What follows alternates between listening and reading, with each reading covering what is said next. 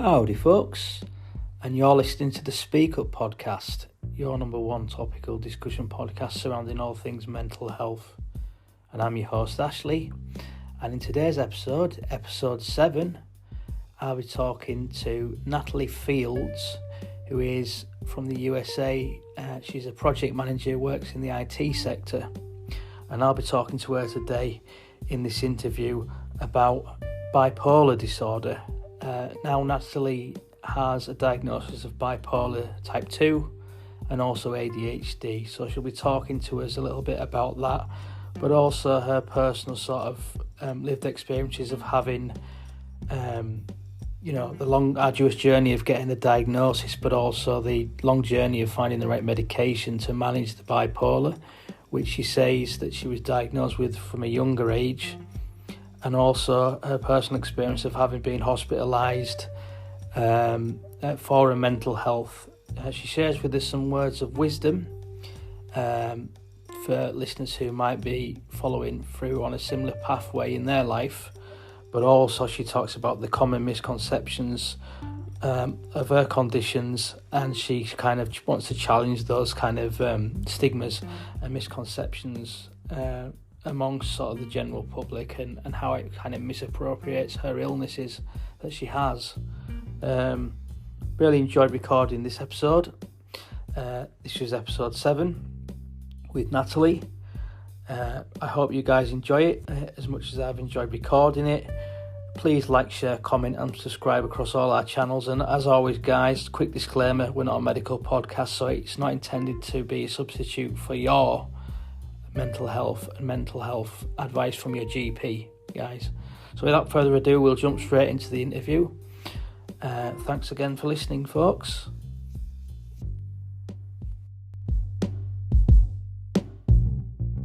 Howdy, folks, and you're listening to the Speak Up podcast, your number one topical discussion podcast surrounding all things mental health. I'm your host, Ashley, and today it's episode 7. Recording episode 7 there. It's been a long journey. Didn't expect it to get this far, but yeah, episode 7, guys. And today we've got Natalie Fields on the podcast, who's going to be talking to us about her mental health experiences and conditions and whatnot. So I've got Natalie on the line now. Yeah. How are you doing, Natalie? I'm good. How are you today, Ashley? Yeah, very well, thanks. Very, very well. So we'll sort of jump into it, really, into the questions, and we'll just sort of take the natural flow of things. Right. So can you tell me, or just briefly, about yourself and why you decided to come on the podcast today? Yeah, so I'm 39. I live in the Dallas-Fort Worth area, Texas, USA. I have ADHD.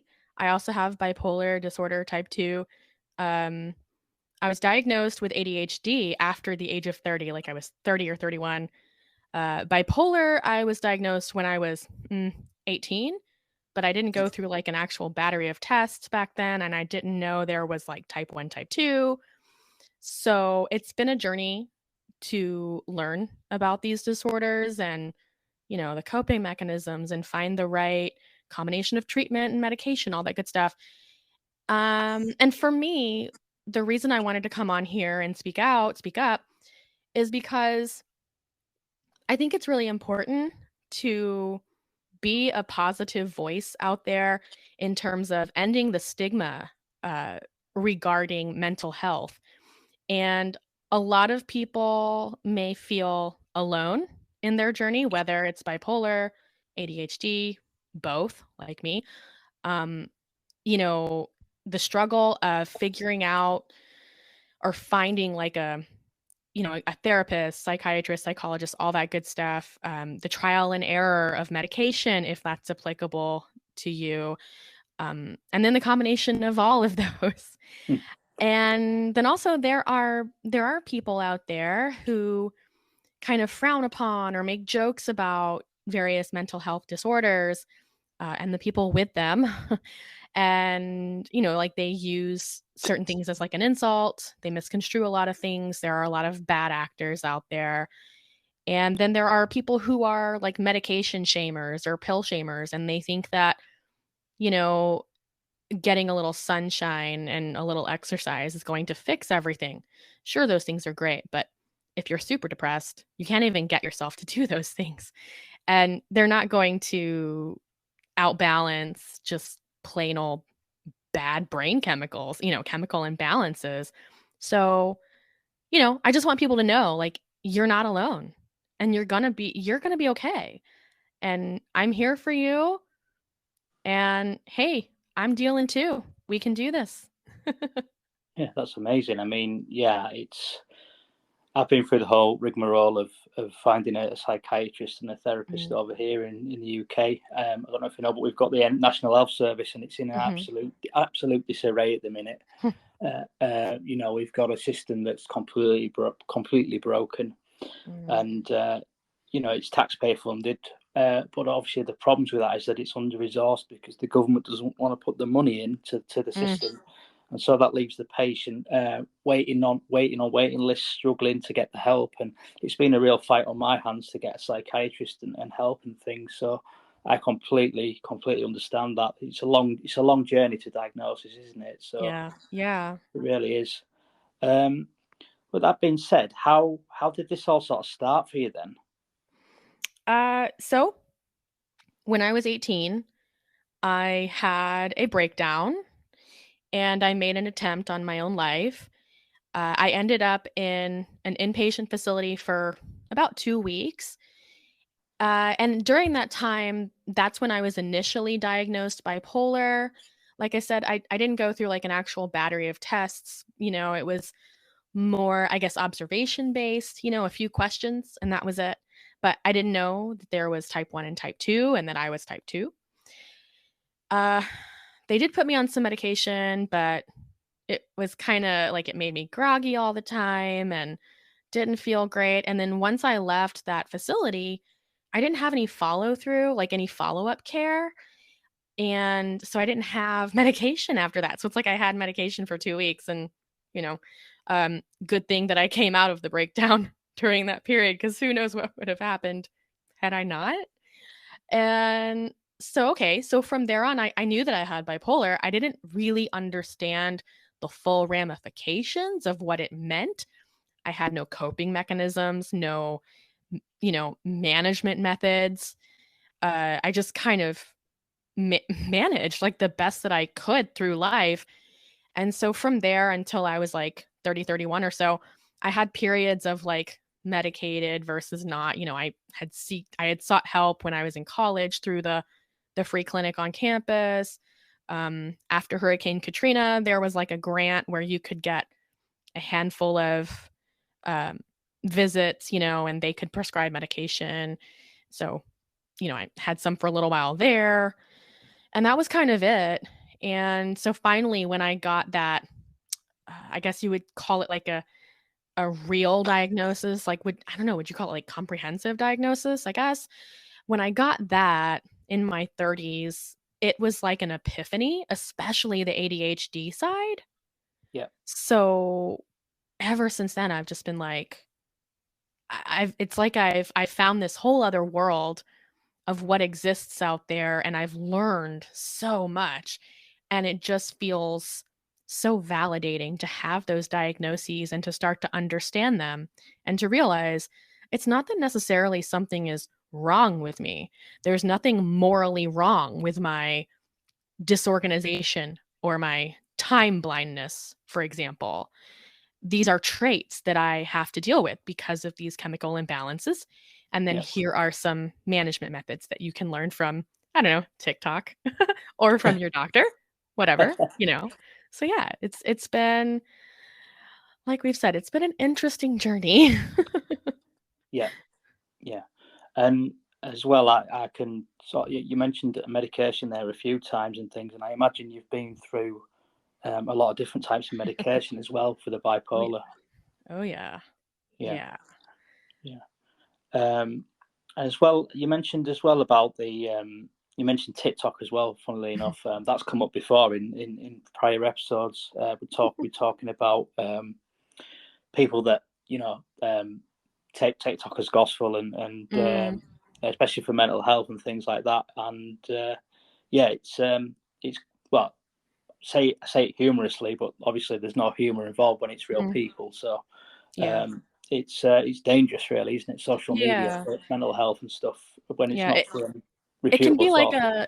It can be like a double-edged sword. Like you can find really good information out there, but you can also find unhelpful, like you said, also even dangerous information. So it can be hard to discern. So that's where it's good to have, if you have access to mental health assistance from credentialed experts, like an actual doctor, actual therapist, you can run some things by them and they can kind of help validate. But I get what you're saying.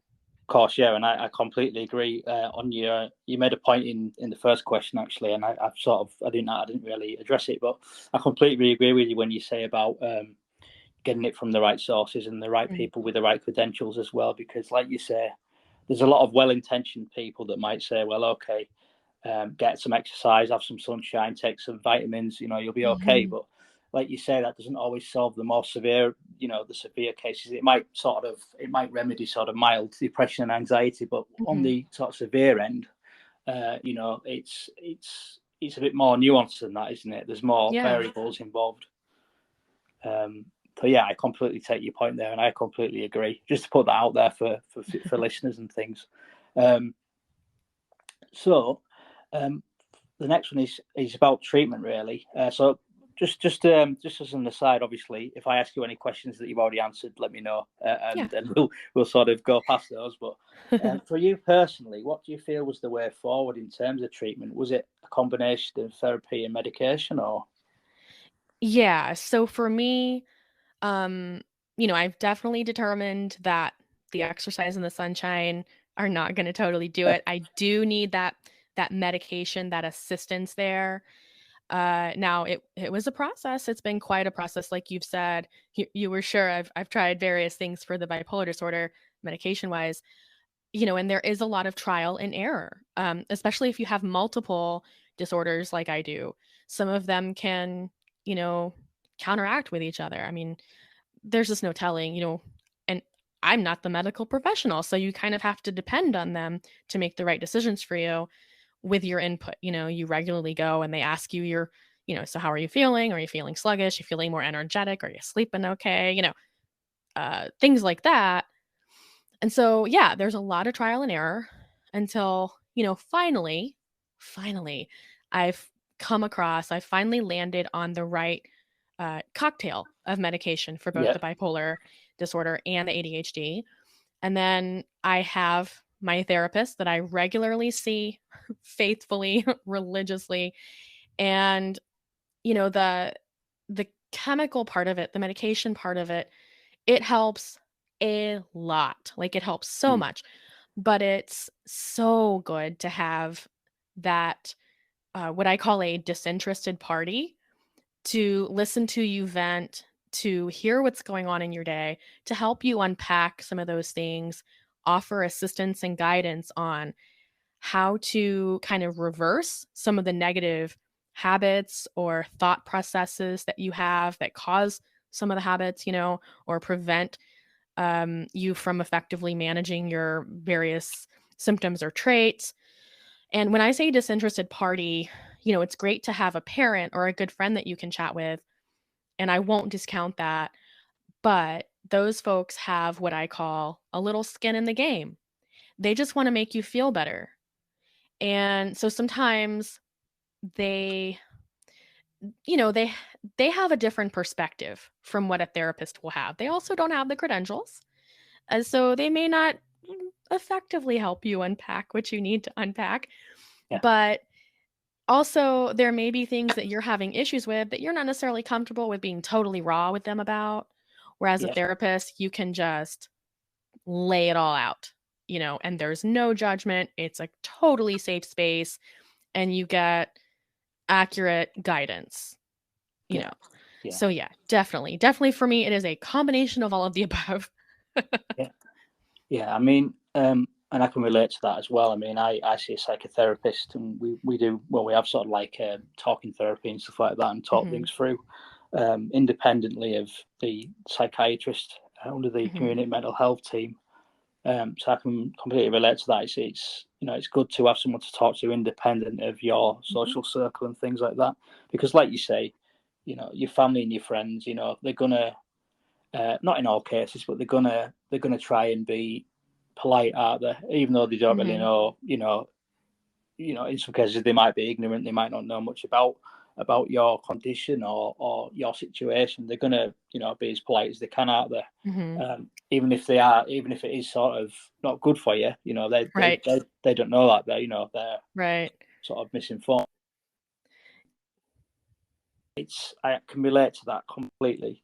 So in terms of the treatment now, that's the treatment that you're receiving at the minute? Is that ongoing or? Yeah, that's ongoing. And I also wanted to say, I am a huge proponent for therapy, regardless if you have a diagnosis of any kind or not. I think everyone can benefit from that experience. I don't really think there's a single person in the world who doesn't have some sort of unhealthy ideas or habits or, going through something at some point they need a little help with. So, yeah, I just wanted to throw that out there.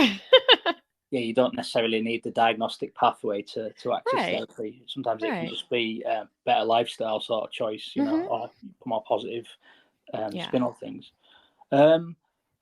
So what would your words of advice be to people that might be in your position, that might feel they need that sort of support and stuff? If they were sort of like at the beginning of that process, what would your advice be? Obviously, bear in mind that we're not professionals here, so we're not. I'm just putting a disclaimer out there, that we're not professionals, and please don't take the advice as like gospel truth, as like professional advice. Always go to your doctor, basically. But yeah, that's my question to you is what would your advice be?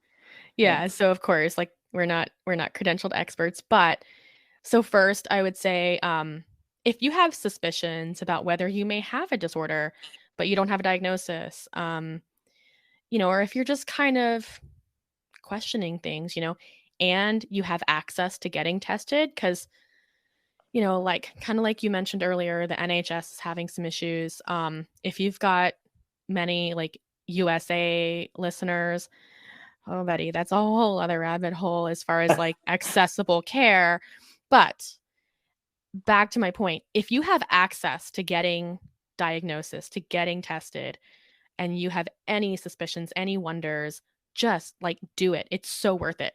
At the very least, it can make you feel validated if you do find out there's something going on, because you're like, just like me, oh, when I was diagnosed with ADHD, it made me feel so much better about things that I had seen as wrong with me or effed up. Like, oh, there's actually a reason why I do this thing. Like my brain actually is causing this. It's not just because like I'm a piece of garbage, because that's kind of how I had always thought, like, well, I'm just garbage. I don't know why I can't be on time to things, or why I'm just so messy. And then the other part of that is, I would say, F the haters. Do what you need to do for you to manage your mental health. It's yours and it's nobody else's.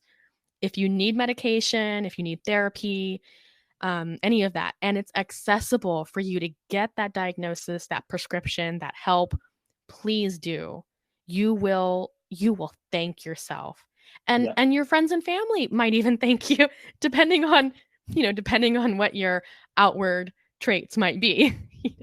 Yeah, I mean, so it's sort of like take ownership and steer that ship and brave those stormy waters, or whatever, however you want to put it with that analogy. But that's great. So what?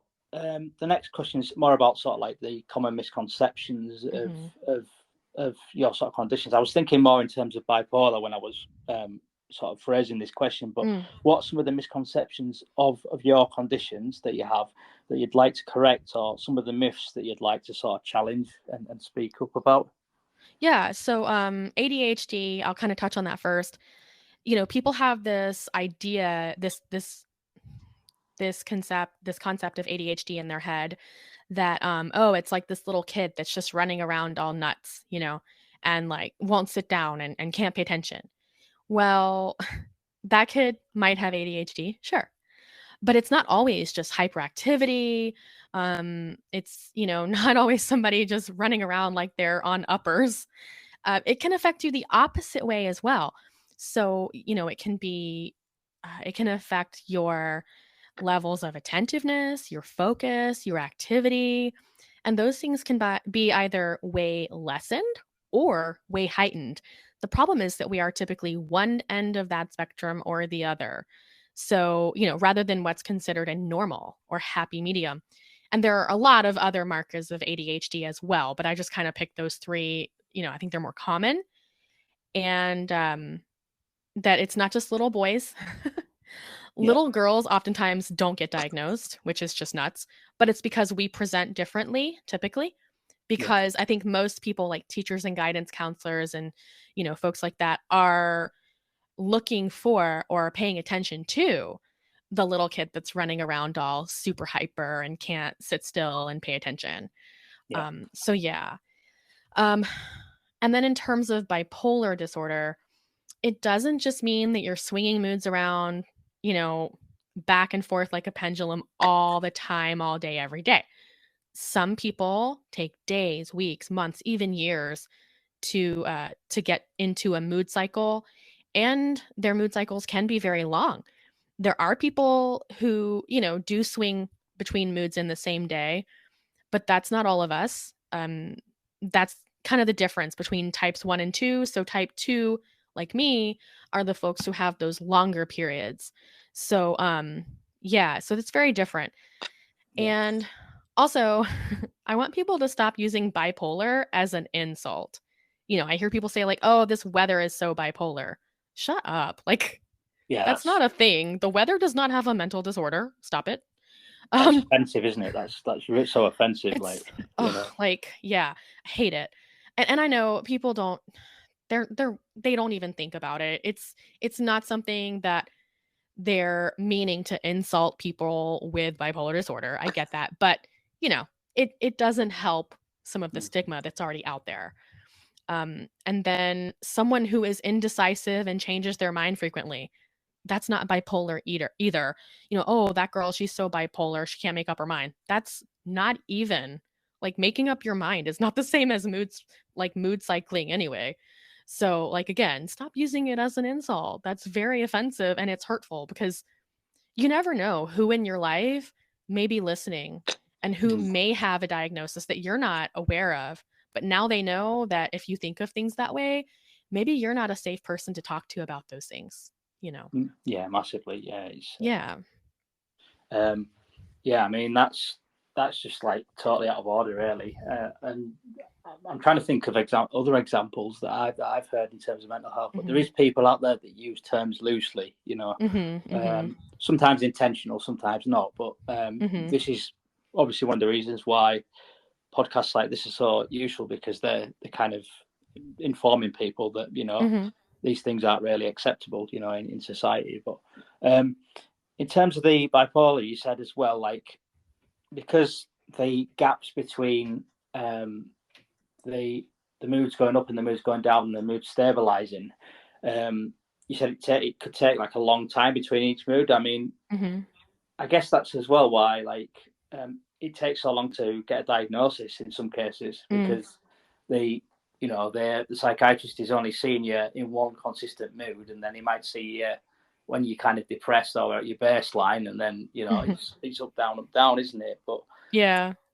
Um, but yeah, that's really interesting. That um, and with, I mean, this is probably just a question I've thrown in here, but just in terms of bipolar, because I'm interested in it in general. It's quite an intricate sort of condition in terms of, you know, um, the details of it and stuff like that. I'm not really that well rehearsed with it myself, but just wanted to ask you some questions. Like with type 2, is that the one without the psychosis, or can you have psychosis with type 2? That's a good question. Yeah. I'm not entirely sure. Now, I do know that one of the minor differences is that we can swing between like bipolar depression and hypomania rather than mania, which hypomania is just like on a smaller scale. Whereas, when you're manic, you can make seriously major life-changing decisions. Like I've heard of people gambling to the point that they lost their house when manic. I mean, just gargantuan decisions, very impulsive at times. And hypomania typically is just on a smaller scale. Like the impulsivity is there, but it's not like I went on a big shopping spree versus like I lost my house, and not and I laugh, not but I'm not laughing at the issue by any means because that's terrifying. No. It's just like, yeah, that's a big difference. Also, bipolar does have like it's not just depression versus mania or hypomania. There can also be anger bursts. There's anger as well, which can be an ADHD thing as well, because you get like overstimulated and then you're like, Yeah. So yeah, I imagine it's bipolar is hard to interesting. separate the two. It's hard to separate the two for you, isn't it? I imagine because there's some overlapping. Yeah. I'm like, why am I ticked off? Is it the ADHD? Am I overstimulated, or is this the bipolar thing? Like, what's going on? Yeah. Yeah, it's difficult, isn't it? I mean, and the whole, like you said, the whole diagnosis process in general, in terms of mental health, generally, is quite a long one, isn't it? Just to get a diagnosis of any form. Yes.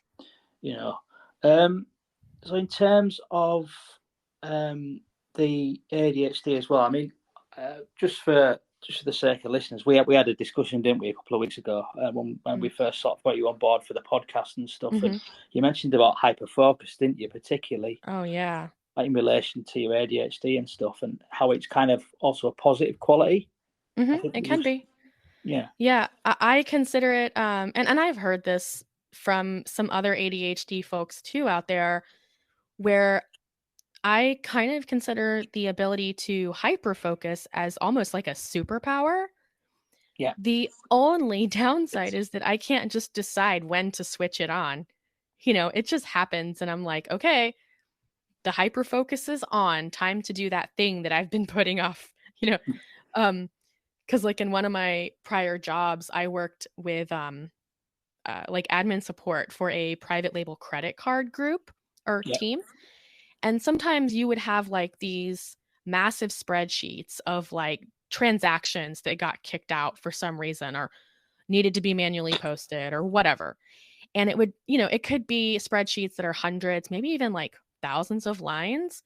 And stuff that's very tedious, very like you're going through something line by line. And it would be something that other people would kind of, like flinch away from, like, oh, I don't want to do that, and might be something that I would say, ooh, I'm going to procrastinate on that. But if it caught me, if you caught me at the time that the hyper focus was on, I was like, yeah, give me that spreadsheet. I got this. And I think I mentioned to you when we were chatting before, there have been times where like I received this task, say this spreadsheet, and I would start it at like 10 a.m. And then all of a sudden I look up and it's like 6 or 6:30 p.m. I haven't moved from my desk. I haven't gone to the restroom. I didn't do lunch, didn't do any breaks, didn't do like my little daily walks for my mental health. I haven't talked to anybody, haven't answered emails or IMs. And come to find out, some of those situations, like there had been people who had stopped by my cubicle to talk to me, ask me a question, whatever, and I had totally ignored them. Like I didn't even realize they were there. The only thing in my world, the only thing that existed was the task at hand. And I mean, it's just, obviously it can be a negative because, those people might have thought I was being rude. especially like what if it's my boss? Like, oh, I'm being a jerk to my boss. She's gonna think, Um, but I got the thing done and I got it done quickly. Whereas everyone else, they have, their regular desk duties they're doing, and then they're kind of jumping into that spreadsheet between emails and between other tasks, and it might take them a lot longer. Where I'm just like powering through that sucker. And then my boss, every time something like that would happen, my boss would be like, "Holy crap, like, how did you get this done?" I'm like, "I don't know. I'm just awesome." I don't want to tell them like, "Well, it's the chemical imbalance." Because that'd be awkward. Yeah, I mean, like, it's interesting. You say, like, you lost track of time basically, and you were so engrossed in the task that you want people to stop by and you didn't sort of notice and stuff. And it sounds very similar to autism, because I think it's a neurological condition, isn't it? ADHD, Yeah. so it's on the same sort of spectrum as that. Yeah. But yeah, it's really interesting, just the linkage really between the two there. But I know what you mean when you say that you don't want people to be offended or people to think, oh well, you was ignoring them, because I'm the same sometimes with tasks and stuff. I mean, I'm not sure what I would call it hyper focus in my case, but I do sort of get so engrossed with things that I lose track of time, and this podcast does that for me. I'm either editing or creating content for the podcast to go on the page, and before you know it, I look up and it's like 5 hours has gone by, and I'm just like, wow, like what have I done in 5 hours? Yeah, and part of that is like I don't know if this is an autism trait as well, but for ADHD folks, we refer to it as time blindness, and that's also part of what leads to ADHD people as like being chronically tardy to everything. Like I've been fired from a job before because I was always late. Like I was always those like 6 minutes late or whatever that it took to like get counted. I'm like great at the job, but I got fired because I had too many points for tardy. So that time blindness comes into play with the hyper focus as well, because sitting there from 10 a.m. to 6 or 6:30, like holy crap. If I would have realized as the time was passing, like, oh, I should probably go eat, or maybe I do need to use the restroom. Yeah. And just we're going slightly off topic actually, because you said about being fired and stuff. Like, do you know, in the States, is it at will firing? Is that what they call it?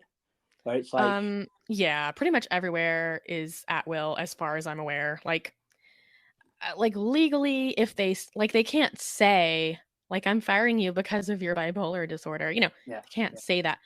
But if they fire you because of like a trait of your disorder, if they don't if they don't know, and especially if you don't know that it's part of a disorder, then there's no legal recourse. Now, if I had known at the time that this time blindness issue is due to a diagnosis, and they had it on file, because that's part of it too, legally speaking, in the States, as far as I know, they have to know. So if those two things had been true, then I could have had a case for appeal, either with like, internal tribunal type thing, or like a legal case for like an employment lawyer for them to fire me. But yeah, for me at the time, this was years ago, I didn't even know that I had ADHD. They didn't know I had ADHD, of course. But nowadays, if that were to happen, I'd be like, ho, ho, ho. Listen up, people. And plus, because in a job like that particular job it wasn't shift work. I've been a senior manager myself in other jobs, and my personal idea about that stuff is if you if you need to be on time because someone else can't leave until you get there, then I understand this focus on timeliness and tardiness and all that stuff. I get it. Because it is affecting someone else.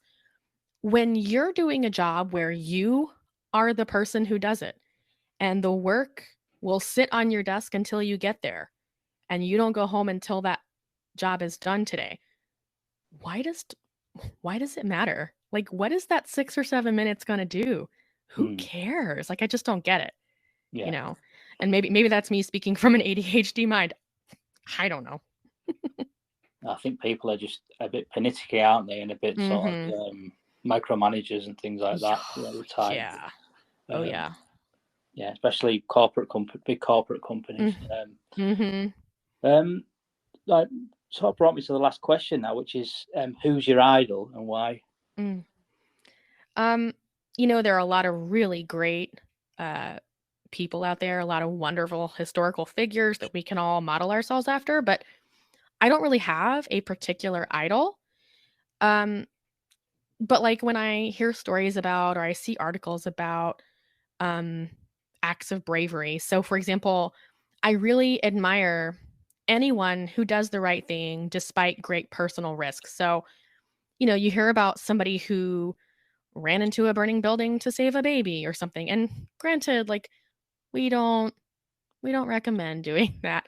Especially if there are like professional firefighters there, let them do their job. But, you know, if you're going into a perilous situation to save others, or an example would be like people who hid Jewish folks from the Nazis during World War II, knowing that they too would be in absolute grave danger if they were found out.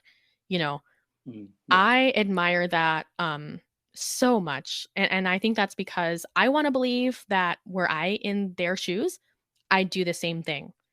And I've been very lucky in life in that I haven't had to make those kinds of decisions. And most people never do. And I hope I never have to. But if I ever do, I would want to be aligned with my personal ethics, which would be to do the right thing no matter what. Yeah, that's a really, really good good approach you've got, and it's good to have that moral compass and those ethics as well. Definitely, because there's so much sort of cruelty and evil in the world and bad things that happen. So it's good to hear that if you need to make that decision, you kind of will, or you'll kind of make that difference. Yeah. But, God forbid that any of us ever have to make that those sorts of decisions.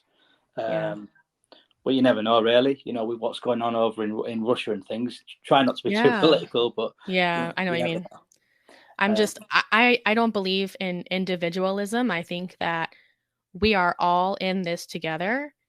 And one of my mantras that I have said to so many people so many times is we rise by lifting others. Somebody somewhere has offered me a hand at some point in my life, whether it's career-wise, whether it's, mental health-wise, anything. And so I can do that. I can do that. We all can. Pay it back, basically. Absolutely. Yeah. Well, that's amazing. That's a really good answer, to be honest. Because if you was to ask me that, I won't be able to tell you who my idol was, to be honest. Right. It's a hard question. You hit me with a hard ball there. I appreciate it. Is there anything else that you'd like to add? Not that I can think of. I mean, you did a pretty good job, like a pretty good, exhaustive, abstract list of what to talk about. I enjoyed it. Yeah. Good. Hopefully you're not too tired and things from the no. high energy way in which I asked those questions. But yeah, not at all. I can jack my jaw for a long time. I'm a girl. No, I'm kidding. I'm sure I'm not the only person in the world who loves to talk. That's I'm sure there are lots of men who love to talk too. Yeah, absolutely. Well, it's been a real pleasure to have you on the podcast and answer the questions. You've given some good answers there, and I'm sure there's going to be some value in it for listeners and stuff. Thank you. And particularly talking about the bipolar as well, because I mean, obviously, I can't speak for me because I don't have bipolar, but I imagine it's really difficult to live with, and it's good to have your perspective on it and for you to put that out there on a podcast publicly as well. So thank you for that. Sure. Yeah.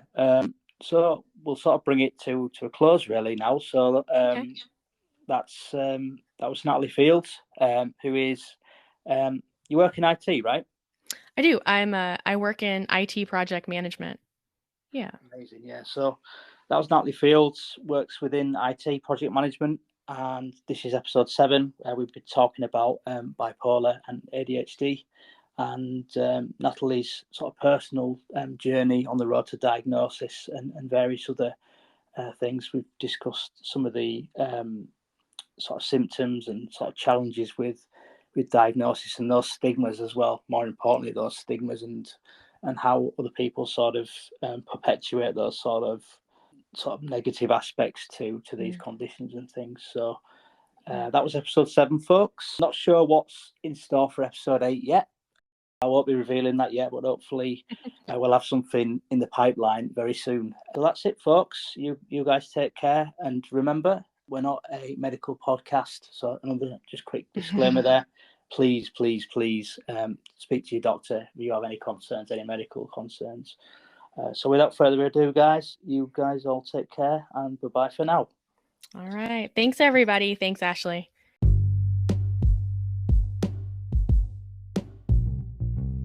You just listened to episode 7, guys. That was with Natalie Fields, a project manager from the United States.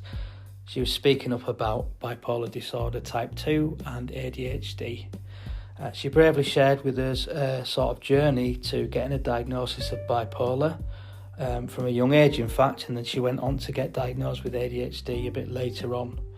She also bravely shared with us the fact that she was hospitalised for mental health.